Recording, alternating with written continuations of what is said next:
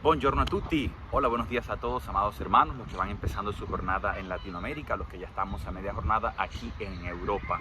Hoy me encuentro en un lugar bellísimo llamado Villa Torlonia. Es una historia un poco larga en torno a este parque hoy público que compró finalmente el municipio de Roma, el Comune de Roma, en 1978, pero se remonta a la historia de esta villa hacia el siglo XVII y XVIII, pasando por diferentes propietarios. Los más reconocidos son precisamente los que llevan el apellido Torlonia.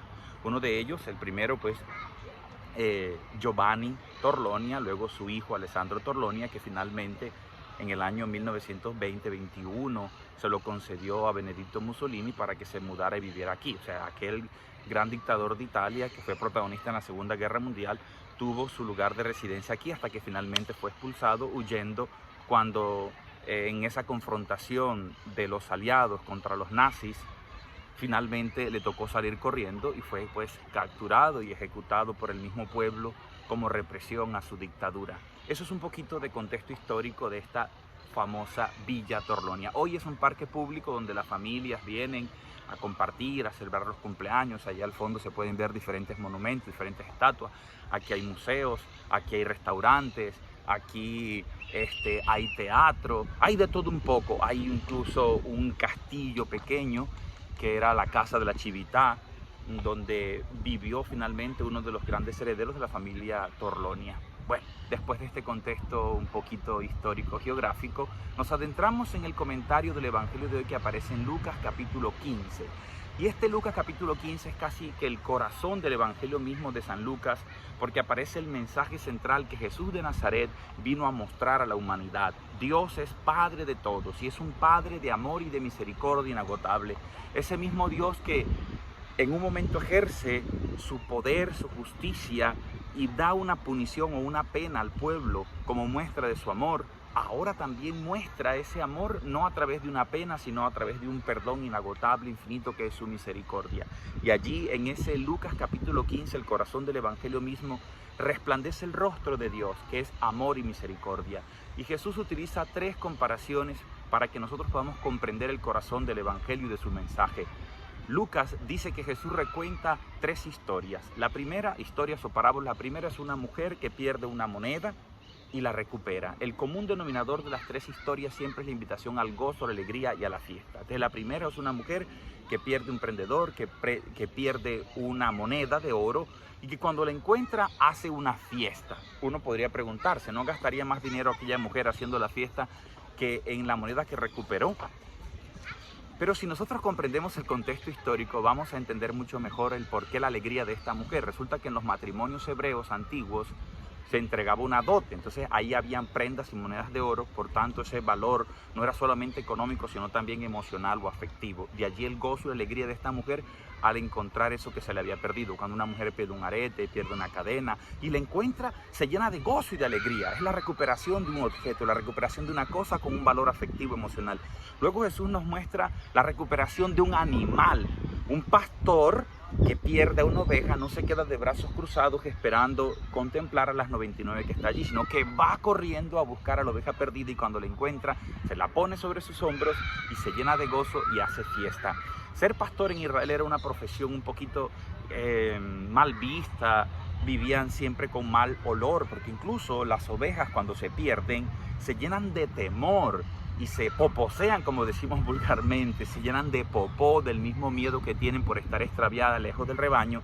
Y el pastor cuando la encuentra así sucia, llena de materia fecal, de popó, la toma con sus manos y la echa sobre sus hombros y todo ese popó cae sobre el pastor. Ese pastor representa a un Dios que es Padre bueno y misericordioso, que no le importa la suciedad del pecado del ser humano, sino que lo echa sobre sus hombros. Y en la muerte de Jesús, Él ha cargado sobre sus hombros el peso de nuestros pecados y toda la suciedad y nuestras inmundicias, porque como dirá el mismo San Juan en el capítulo 10, el buen pastor conoce a sus ovejas y las llama a cada una por su nombre.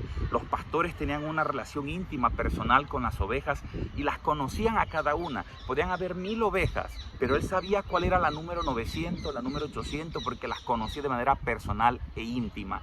Ellas escuchan su voz y siguen la voz de ese pastor porque lo reconocen. Ese pastor representa al mismo Jesús y allí Jesús evoca también el Salmo 23 cuando dice, el Salmo 23 bellísimo: el Señor es mi pastor, nada me falta, en verdes praderas me hace recostar, aunque camine por cañadas oscuras, nada temo porque tu vara y tu callado me sosiegan. Todos nosotros en algún momento hemos transitado por cañadas oscuras, por momentos de tiniebla y de oscuridad, y llegará ese momento de oscuridad total a nuestra vida, que es la muerte. Pues aunque aparezca la muerte, esa cañada oscura, no debemos tener miedo, porque el Señor irá con nosotros, y Él mismo atravesó la oscuridad de la muerte, ese túnel para llevarnos a la luz de la vida eterna, a la luz de la resurrección. Y podemos conectar ese mismo Salmo 23 con el Salmo 27. El Señor es mi luz y mi salvación, ¿a quién temeré? El Señor es la defensa de mi vida, ¿quién me hará temblar?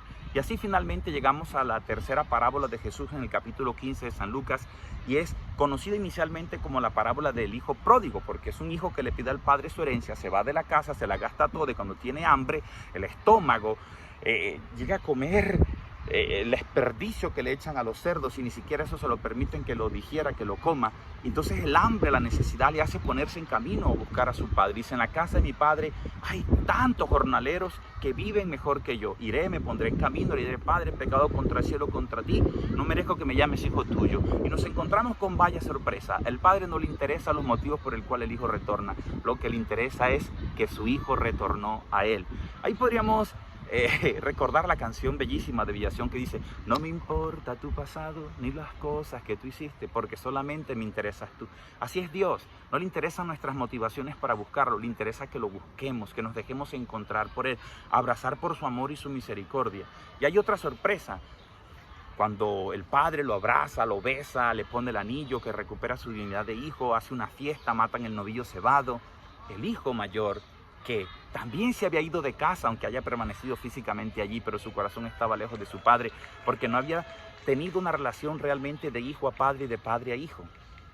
Le dice: yo que siempre me he quedado aquí, no me has dado nunca nada. Y aquel que se fue y se gastó toda con prostitutas y demás, ya lo juzga, porque no tiene certeza cómo se haya gastado el dinero. Es la actitud de aquel que se cree mejor que los demás. Por eso la parábola va dirigida a los fariseos, que se tenían por justos y se creían mejores que los demás. Y Jesús, a través de esa parábola, le está mostrando a los fariseos y a los hombres de ayer, de hoy, de todos los tiempos, que Dios es un Dios de amor y de misericordia, que condena el pecado pero que redime al pecador. Es un Dios que con su misericordia es capaz de destruir la maldad pero salvar al malvado, porque Dios siempre nos mira en perspectiva, porque para Dios nadie está absolutamente perdido, porque su amor es eterno, su bondad y su misericordia son inagotables, más grandes que los océanos y los mares, más infinito que lo infinito. Ese es el amor de Dios. Y allí aparece el gran protagonista, es el Padre misericordioso, que ama tanto al hijo que se fue de casa físicamente, como aquel hijo que se ha ido de casa en sentido espiritual, porque estando a su lado nunca estuvo con su padre, lo veía en una relación prácticamente de interés. Y hermanos, ese es el gran mensaje que nos regala hoy el Evangelio. Dios es un Dios de amor, de perdón y de misericordia inagotable, que no pone límites. Es un Dios cuya única medida de su amor es el amor sin medida. Que también nosotros, al contemplar esta misericordia inagotable de Dios, nos sintamos movidos, impulsados a ejercer misericordia con los demás. La palabra misericordia en latín es misericord cordis, significa dar el corazón al miserable, compasión, padecer con, el que siente el sufrimiento del otro y se pone en su lugar. Pero si vamos al original hebreo, Rahamín, que significa útero, entrañas, es un Dios Padre que ama con corazón y con un útero de una madre, que siente el dolor de sus criaturas y de sus hijos, y por eso siempre está dispuesto a perdonar.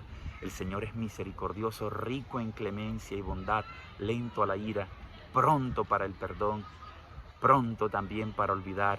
Es un Dios que nos ama infinitamente. Disfrutemos la fiesta del perdón, la fiesta de la misericordia. Acércate al Señor, acércate a la Eucaristía, acércate al sacramento de la confesión, allí delante de otro sacerdote que es un pecador como tú y como yo, pero que ha experimentado el amor y la misericordia de Dios. Por eso no puede retener el perdón, porque él mismo ha vivido su propia miseria y en esa miseria experimenta la misericordia de Dios, que es más grande. San Agustín decía: si contemplas tu miseria, contempla algo superior, la misericordia de Dios. Te deseo un resto de día muy, pero muy feliz. Juanca Mendoza, en Cristo la vita è più gustosa. Ciao a tutti, arrivederci.